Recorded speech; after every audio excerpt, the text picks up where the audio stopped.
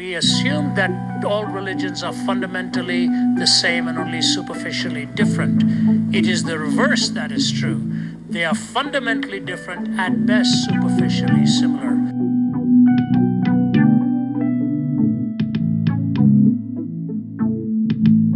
Hello, welcome to Curious Minds. Happy 50th, everybody. That's right. This is episode number 50 for Curious Minds, which means we're coming up on a year. We'll see what the future holds. At any rate, today I wanted to hit world religions. Yeah, we're going to talk about all the world religions all at once, in a way, but we're going to surround it with the question, do all religions teach basically the same thing? That's kind of the trending question now. So we'll look at that. We'll look at whether these religions actually do teach the same things, where the differences lie, and how to highlight them as a Christian casemaker. If Christianity is the truth, and the only truth, why are there all these other religions? To give the benefit of the doubt to the development of religions, I think they generate from things that are true about our world. They sense that there is a human lack, a longing that we have for something. And they often sense that this longing reflects something that we're aware that should be that is not. And in order to bridge this gap between what is and what ought to be, there is religion, there are practices, there are beliefs to try to connect those dots and to try to bring a person back to what his destiny is supposed to be in this world. Now, if we're going to know what our destiny is, or what is off in us, we have to find coherence in 4 ways, at least. Ultimate things, the cause, the problem, and the resolution. These 4 things kind of tie together. The ultimate things inform us about what the cause is and what the cause was like, whether it's a good cause, a bad cause, or indifferent. And when we understand this cause, that informs our perspective of what the ultimate problem is. What's wrong with us? We don't know what's wrong with us unless we know what we're supposed to be like. We don't know what we're supposed to be like until we understand the nature of our cause. And if we don't know the problem, we don't know the resolution. So if we're going to figure out the resolution, which is what develops world religions, the resolution only comes from understanding the problem, which comes from understanding our cause, what we were made for, which demands understanding ultimate things. What is that maker like? And these 4 questions can be applied to these major world religions, and we can once again ask, do all religions basically teach the same thing? And how expansive are the differences? And there are a couple religions that actually teach religious pluralism and relativism. It's popular out of Hinduism. And the Baha'i faith teaches that many past religions were examples of the one God's truth, displayed progressively as appropriate for the different ages and different locations. Now, there's an illustration that comes from Hawaiian spirituality, and it is the paths and the mountain. The many paths all lead to the same place, so if you're a Christian, your path goes up the mountain this way. If you're a Muslim, your path goes up the mountain this way. And if you're Hindu, your path goes up the mountain this way, but you'll all meet at the top in the end. That's the illustration that not just came from Hawaiian spirituality, but is now being adhered to by people from a lot of different backgrounds because they want to avoid controversy. And they maybe haven't thought about religion beneath the surface. They haven't thought enough about them. Now here is what Mind Fuel Daily says regarding the paths going up the mountain. It says, beware of the paths that promote themselves as the only true path. They will get you only part way up the mountain. Most important is not to limit yourself to a single path. Read, study, and try out other paths. You'll gain much experience as a spiritual traveler and enjoy the adventure as you learn. Every step is progress, and eventually we'll see each other at the top. From Mind Fuel Daily. So not only are there various paths up the mountain, but exploring many of the different paths, as many as you can, is a healthy practice. How interesting. If paths are going up the mountain all the same, those paths get closer the further you progress. Is that what we see in world religions? There's a second popular illustration, and I believe this one comes out of Hinduism, and it is the blind men and the elephant. And they are feeling different parts of the elephant, trying to tell what the object is. They all have a different perspective, and they all have some truth that is appropriate to what they're feeling.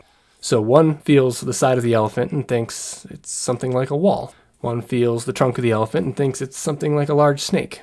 One feels the tail of the elephant and thinks it's something like a rope. And one feels the leg of the elephant and thinks it's something like a tree trunk. They all have their different, unique perspective. Does this mean that the one truth is relative, that it's different according to a person's perspective? I don't think so. The only thing that's different is the person's perspective, but the objective truth remains the same, and that's proven in the illustration too. Because in the illustration, we know that it's an elephant, and we know the full truth that a leg is part of the elephant, and we know what part that plays in the total elephant.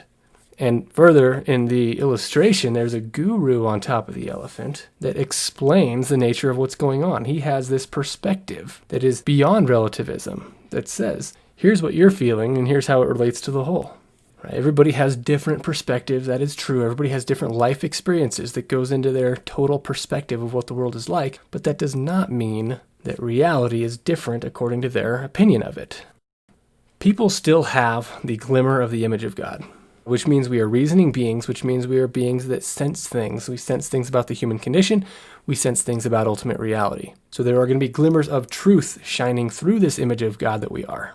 And maybe above all, there is this draw toward love.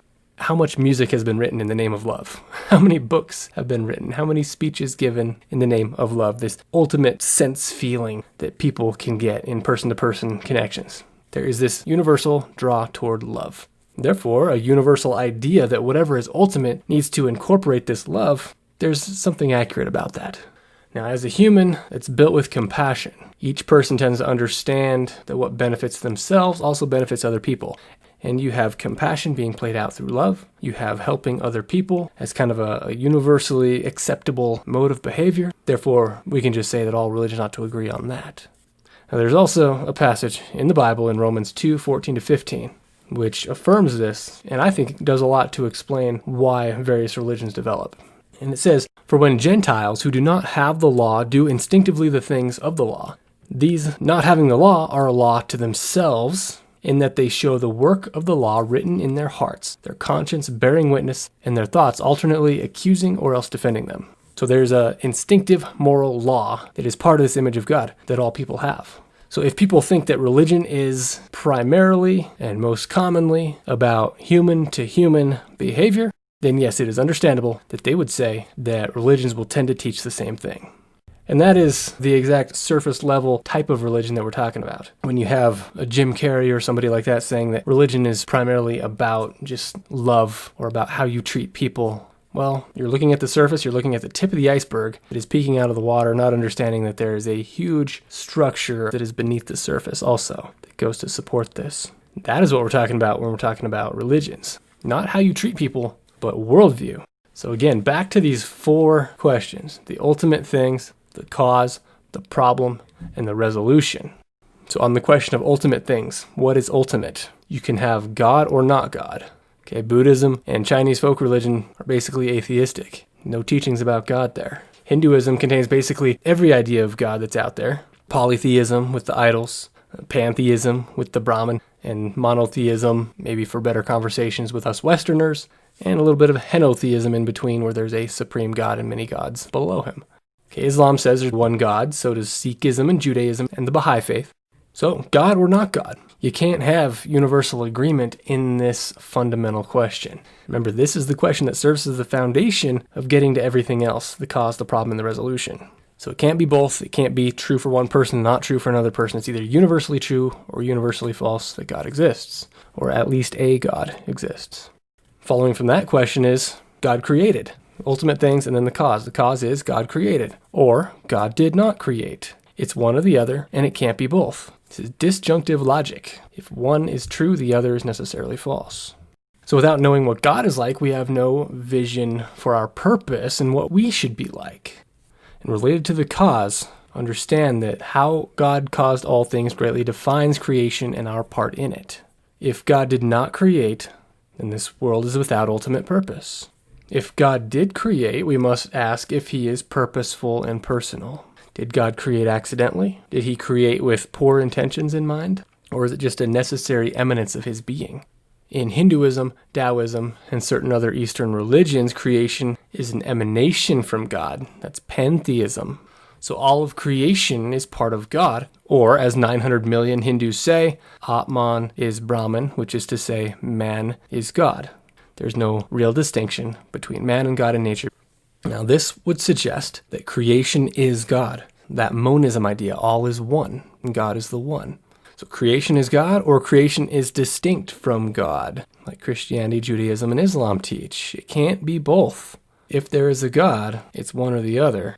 But what does that have to do with the purpose of creation and why mankind was created? The difference is huge. Is the purpose to absorb into the all-encompassing oneness? Buddhism, Hinduism, and Taoism teach this. Your goal in the end is to stop this cycle of samsara, of being reborn into these earthly forms, these earthly animals, and to be absorbed into that oneness. That nirvana literally means extinguishing. We know it sounds all glamorous, but it really means blowing out, like blowing out of a candle. Your identity is then gone. Hinduism also, like a raindrop falling into the ocean, becomes your identity when you are released from this cycle of rebirths. And that's your purpose. One raindrop in a massive ocean. No identity, no uniqueness or distinction, no ability to praise and worship and have that special connection with that oneness. Is the purpose of creation to be God or to be with God? Well, Mormonism has a problem here where the goal of the religion there is to be God, not necessarily with God. A lower form of heaven would be with God, but the highest form, you'd be God yourself. Is that the ultimate destiny? Is that why we're taught to worship and revere him here on earth, so that we don't worship and revere him in eternity? I don't know. It seems like eternity would be an extension of the best things that we could do on earth. Were we created to enjoy the presence of God or to remain isolated from the presence of God, like in Islam?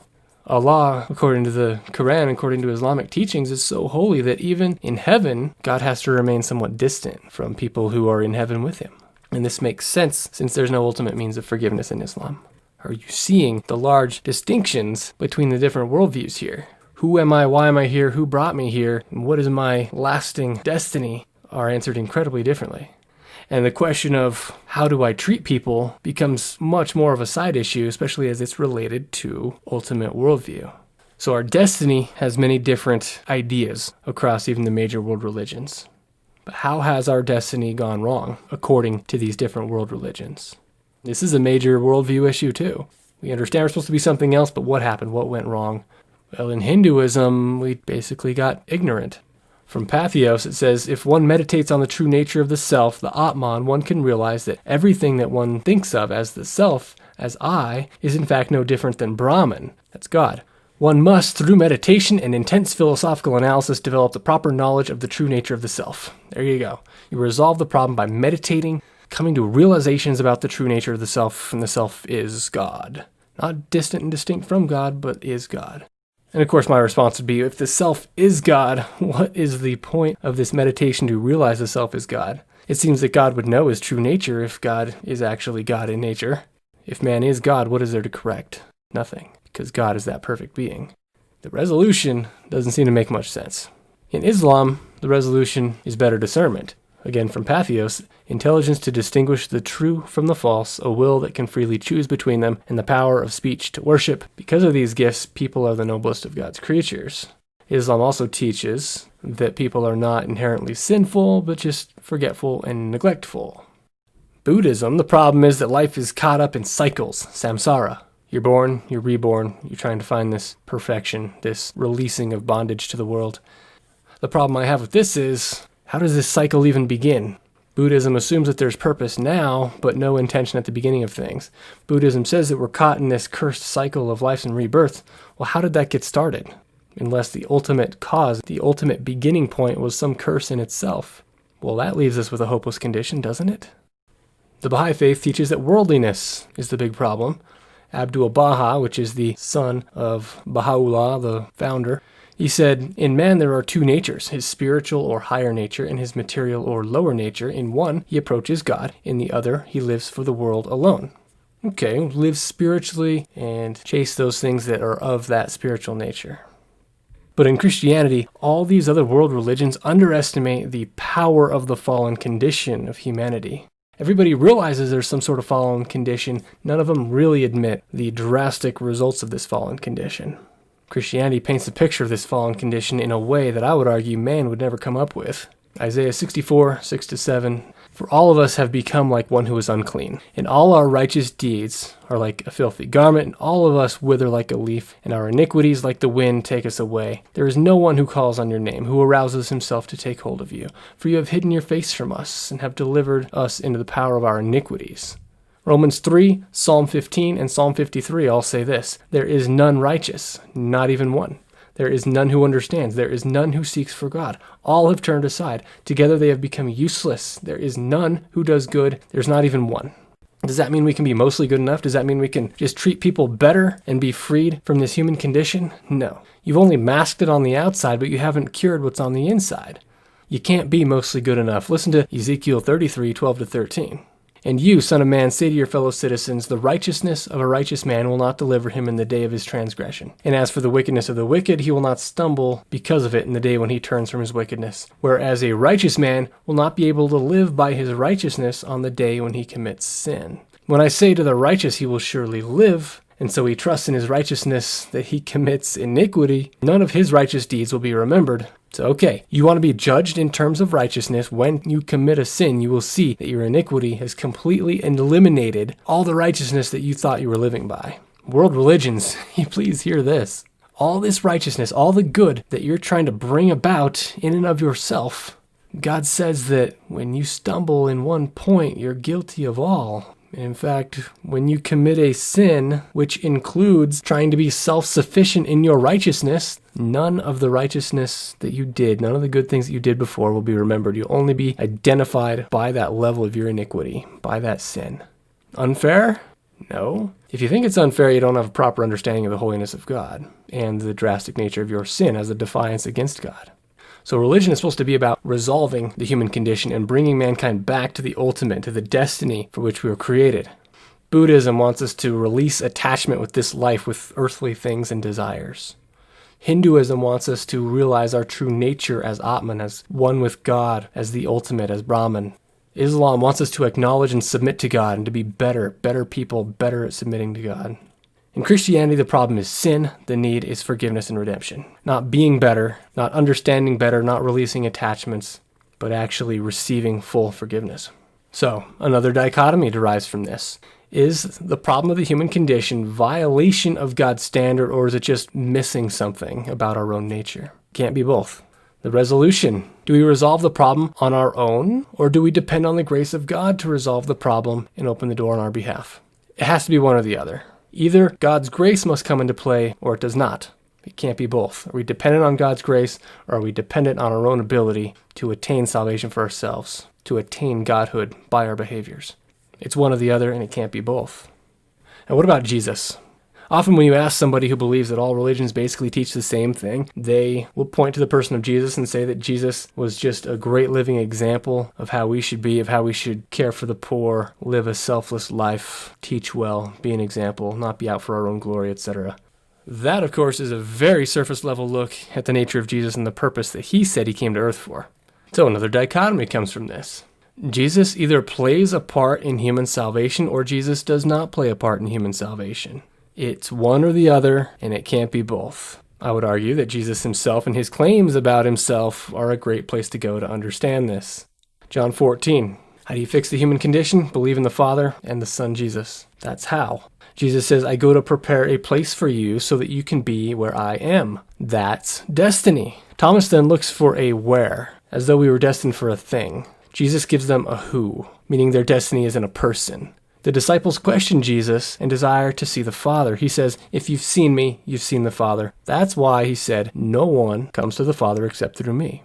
Your destiny is wrapped in a person. It's not a place. It's not the top of a mountain from a Hawaiian proverb. There are many ways to be better, at least from a human perspective, but Jesus said there's only one way to be right with God. Christianity says Jesus is necessary for human salvation, but Judaism rejects his status as the promised Messiah. Either he is the Messiah or he's not the Messiah. It's one or the other, and it can't be both. It's a dichotomy. Both aren't teaching the same thing, and it's a very fundamental point on which they disagree. Then Islam agrees and does call Jesus a sort of Jewish Messiah, but they reject the means of atonement, the central reason that Christ came. Because he said, Matthew 20:28, that he came not to be served, but to serve and to give his life a ransom for many. This is atonement language. So, did he die on the cross or did he not? It's a dichotomy. It's one or the other. It can't be both. With Jesus, as well as in these other areas, the claim that all religions teach basically the same thing, that claim flies apart. Jesus is of supreme importance in various world religions, and they all want to have some sort of agreement with him, but when you get down to it and see what Jesus said about himself, you realize they can't all be true. If Jesus did not die on the cross, then the Christian means of salvation cannot be possible. If Jesus is a part of human salvation, then Judaism and Islam and Hinduism have completely missed it. But if God is pantheistic, and we're this necessary eminence from his being destined to absorb back into all that he is, well, then the Christian view of creation as distinct from God cannot be true. But if there is a God, and he's personal and distinct from creation, then Buddhism can't be true. And these aren't peripheral issues. These are fundamental to the fabric of our world. These are fundamental to the way we understand the nature of all that is. Only on the very surface of this, what people see is how you treat your neighbor. But again, this is the tip of the iceberg. So anybody that says that all religions basically teach the same thing, again, they're probably just trying to be very agreeable and are frustrated with trying to discern religious differences. But I think they also haven't probed deeply enough into the meaning of different worldviews. Because it's not just Christianity that's insulted by that claim. It violates truth claims of other religions as well. So in trying to be gracious to all religions, they have excluded any religion that makes absolute truth claims by making an absolute truth claim themselves. And people claiming this put themselves on a pedestal like the guru on top of the elephant. So in the claim of trying to be humble and agreeable, they've actually excluded the majority of the world's population. They have put themselves on a pedestal that's above the truth claims of all these religions. And they have done it not in the name of logic, but in the name of a shallow perspective of world religions, in the name of relativism, and in the name of logical incoherence. For my money, the Christian worldview answers these questions better than any. Our origin is as a creation of God. Though we are not God in nature, we're distinct from God, which is why we could fall, and which is why we need him to bridge that gap. Our destiny is to be in a right relationship with him because that's how mankind was originally created. That is not done by works because works-based salvation violates the holiness of God and underestimates the nature of our fall. And the way this is done is that somebody lives the law on our behalf, stands in the gap to represent us as one who is perfect so that God can overlook our imperfect nature and look at the perfect nature of his Son, and on those terms embrace us as though we had never sinned, which puts us back into a connection with him where we maintain our identity in an eternity where we worship him forever. That's our destiny. That's the Christian worldview. It's coherent. Don't believe those who say that all religions basically teach the same things. Be better thinkers than that. Hey, let's talk down the road some more. Love you guys. And may God bless and guide you.